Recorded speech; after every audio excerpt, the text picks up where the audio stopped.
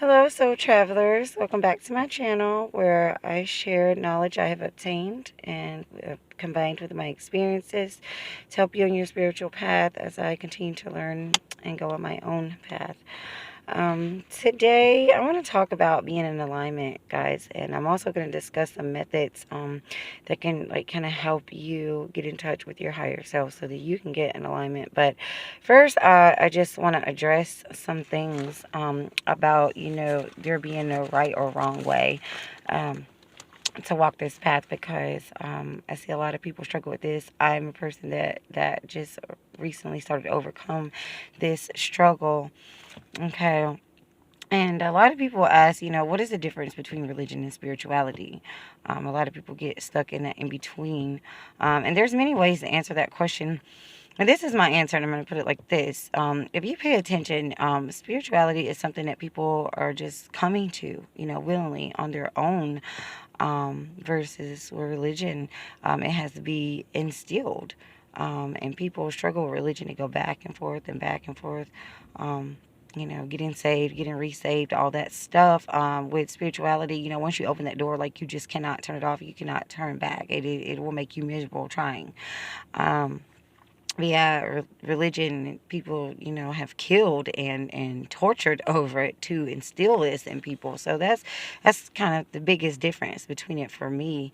Um, as we're spiritual beings by nature, and there's no rules, and nobody has to tell you to be spiritual. It's not something you believe, it is something that you are.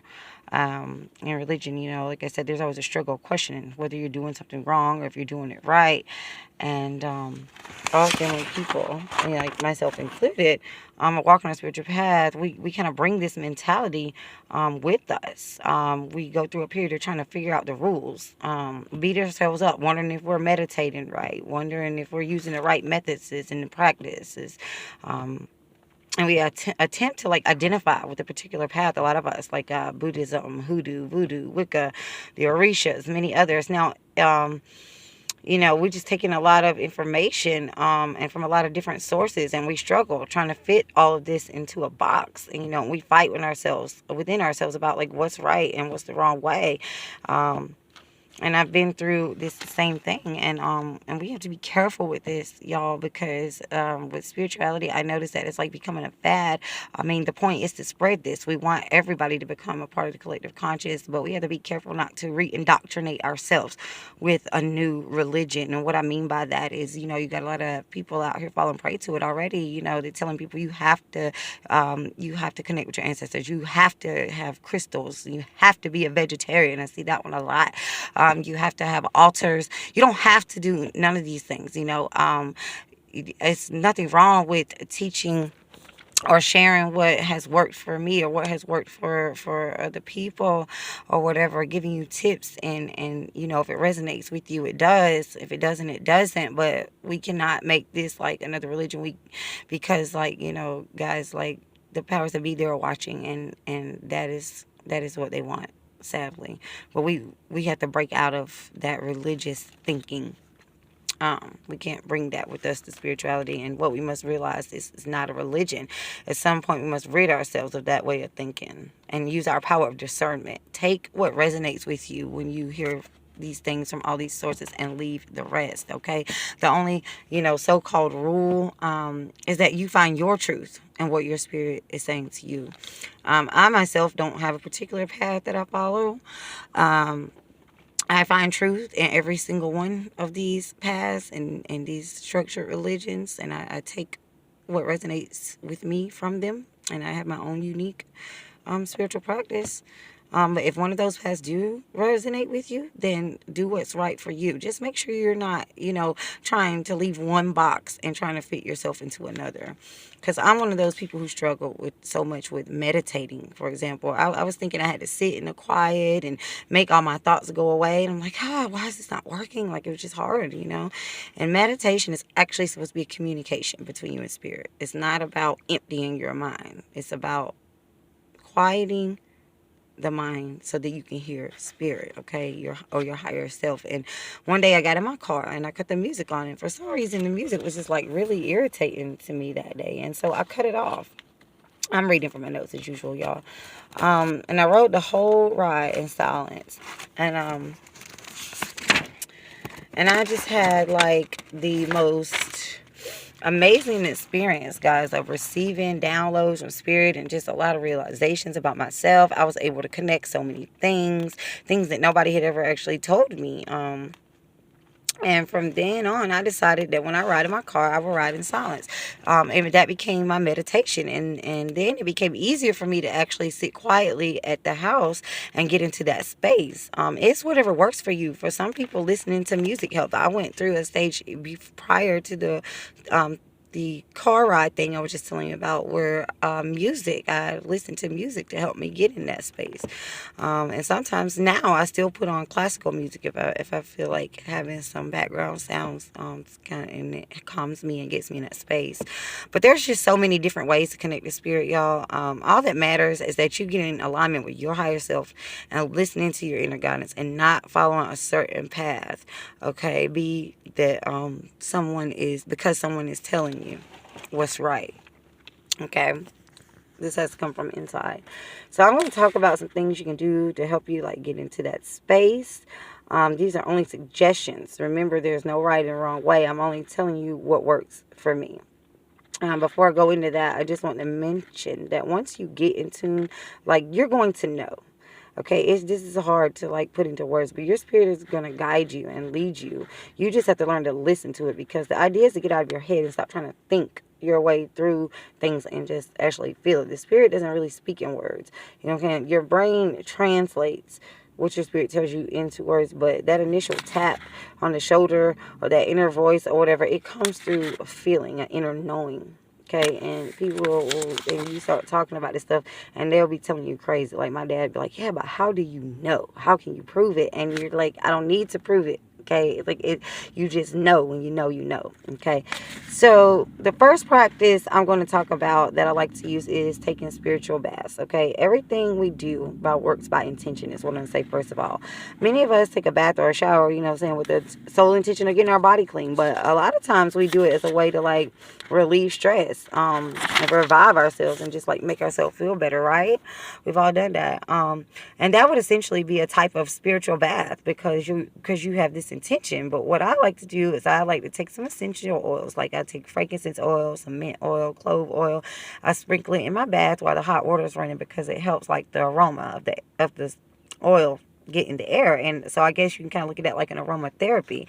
And as I'm like sprinkling the oils in the water, I think about, what it is I'm focused on, my intention, like whether this bath is to cleanse me, to cleanse my energy, or if I'm trying to channel, spirit, or channel some messages, but most of the time it's simply just to like cleanse my energy and connect with spirit, just wash everything that I've been thinking about all day away, all the issues and all of that, and just like let spirit come through. And I like to light candles in the bathroom and turn the lights off. That kind of helps me get in that space too. And you can do this however you like. The main ingredient in the spiritual bath is your intention. That's it. And I will also like repeat my intentions, like as I'm washing with the water, like I'm like, I'm cleanse myself of, this energy, or I clear myself of these thoughts, and so on and so on. And this always just helps me to clear away the thoughts and get myself into that space where I can hear spirit. Okay, not with my ears, remember, not words, but in here. The second way of connection I'm going to talk about is smudging. So, smudging is one of my favorite practices. Smudging is like when you take herbs or spices or plants or whatever, and you burn them and you use like a little fan, or you could use your breath, like to blow on and get the smoke like rolling, okay? And then you're going to basically use that smoke to cleanse your energy, or it's cleanse your space. So you can also use it to cleanse your body. Basically, it's a way to calm yourself and open yourself for spirit to come in. You can also use smudging to cleanse your crystals, cleanse your tarot cards, or any other spiritual item or tool that you are going to use. You always want to, like cleanse it first. I like to smudge when I meditate, and pretty much before I do any spiritual work. It just kind of prepares me to let spirit come through. My favorite thing to smudge with is sage, and it's a very common herb to use. I'm sure a lot of you have or heard of it. But the important thing to know about sage is sage does clear all energy. So whenever you burn sage, you want to burn something else to put the good energy back in. Or I would say positive and negative. I don't want to say bad. There's really no good or bad. In spirituality, dark and light. That's how I see it anyway. Um, but you can use Palo Santo, which is like a wood, and that's Spanish for holy wood.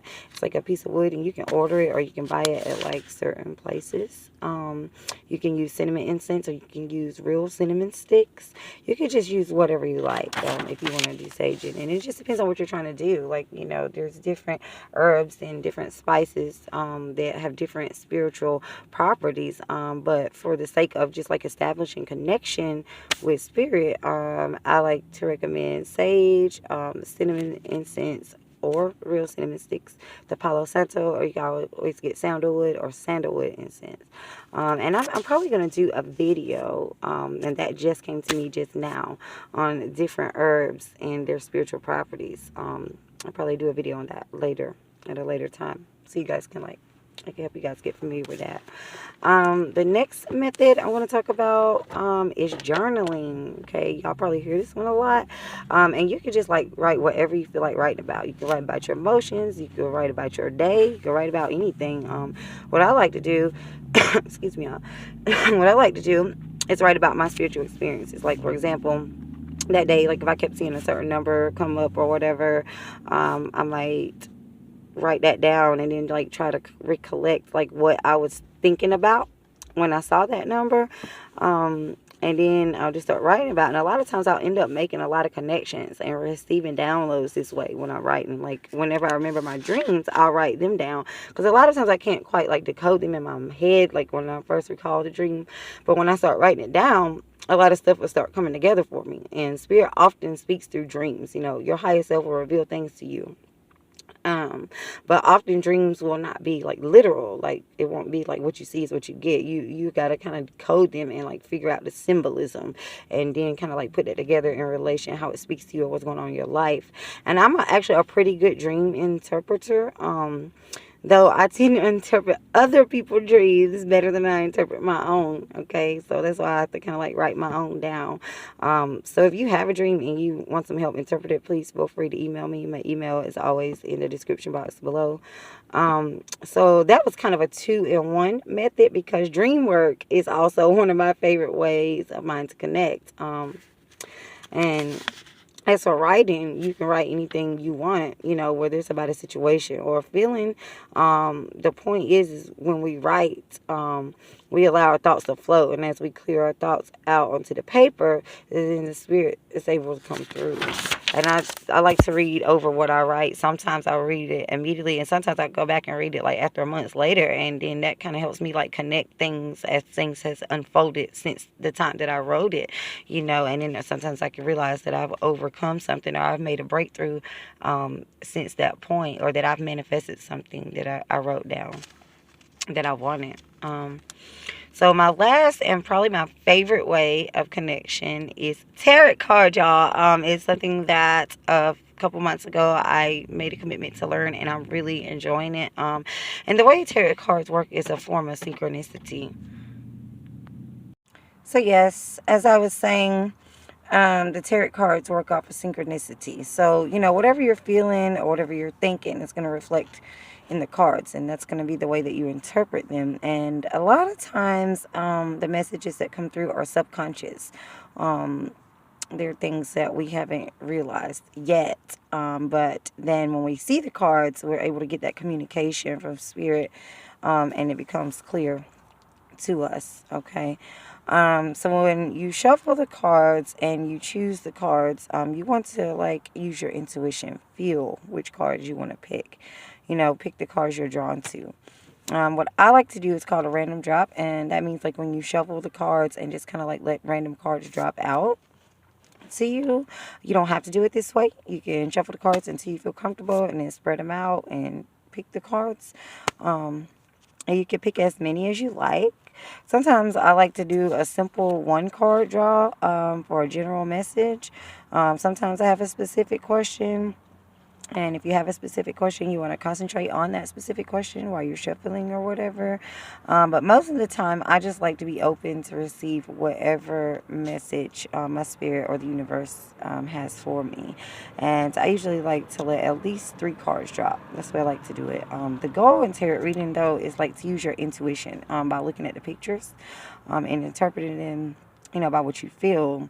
And I'm starting to learn how to do that, and I'm starting to get better. But in the beginning, and this is okay to do, is that I would pull the cards and then I would read the descriptions that comes in the little booklet that comes with your cards, or also go on Google and get like a deeper, more detailed description of the cards. And even then, you're still going to be using your intuition, because only you can figure out how this applies to you in your life. Okay. And it takes practice, but it's definitely a favorite of mine. And I want to tell y'all a quick story about an experience I had recently with the cards. This is actually yesterday. I was sitting on the couch trying to come up with a new video, right? And I'm sitting here thinking about it, like, what do I want to write about, or what do I want to talk about? And I'm looking over some ideas I had written down before, and none of them was just resonating, at the moment. And I just got frustrated, so I just put it down, and I was like, okay, let me watch some TV. I couldn't concentrate on that, and I just kept being called to, I had this urge to like just go and pull out my cards. And so finally I was like, okay, let me just go over here and pull out some cards. So I did my random drop. 3 cards come out. As soon as I laid them out, I noticed I had a missed phone call from my cousin, right? And we talked for a while, and she's talking to me about how she's struggling, with getting out of her head, and trying to get in tune with her spirit, and she's trying to figure out her next move in life, and stuff like that. And we're very much the same way in that way, very logical, practical, analytical people. So I definitely knew what she was going through. And during the conversation, I just kept like walking over to the cards without really like focusing on them. And so finally, I just kind of tuned her out for a minute and sat down and focused on the cards. And then my eyes just got like big as hell, because the message was, you need to be still and engage in self-love, and like listen to your inner voice to tell you what your next move is. And she goes, oh my God, y'all. So it's like the cards were for her. However, when I got off the phone, I realized that the message was for me too, because I had just been frustrated trying to come up with my idea for another video. And sometimes, we can receive a message by giving somebody else one. And that's how that worked in that case for me. So I took the message and said, okay, it'll come to me, and when my spirit is ready. So I'm going to just sit back. So the next day, she messages me and tells me that the reading gave her a lot of peace, and that she slept really well. And I was just so happy to hear that. So here I am, just riding in the car, and just, being really thankful and really grateful that I am in alignment, and that I'm in touch with spirit, and I was able to give her that message, and, being thankful for that connection. And then, boom, my mind just somehow goes to, thinking about there's just no right or wrong way to follow this path. And as my thoughts were flowing, I began to write them down, because that's what I like to do.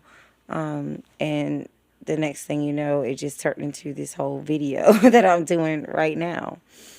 And I share that with y'all so you can have an idea of what it looks like and what it feels like when you're in alignment.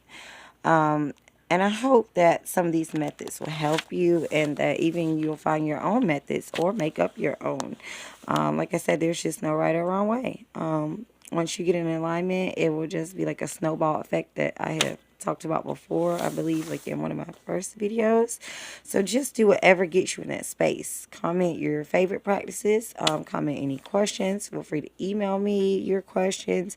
My email is always in the description box below. Email me for your free tarot card reading so I can keep practicing and getting better, and hopefully help you out. And if you have a dream that you want interpreted, you can email me about that also. And that's all I have for you today. So I'll see you at the next stop. Bye, Soul Travelers.